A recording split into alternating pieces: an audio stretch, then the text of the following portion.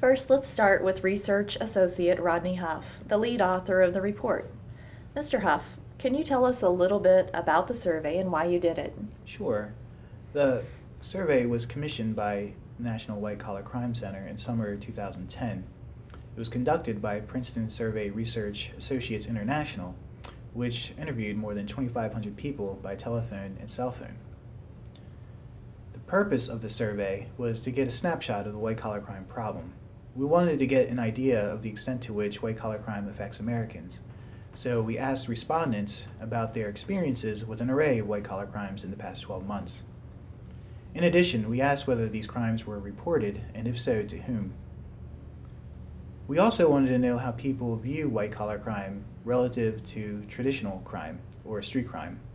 We asked a series of questions in which respondents compared the seriousness of a white-collar crime to a traditional crime. And why is this survey important?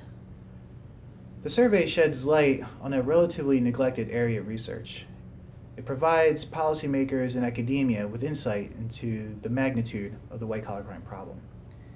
In terms of victimization, what were some of the survey's major findings? We found that nearly 1 in 4 households experienced at least one form of white-collar crime in the previous 12 months.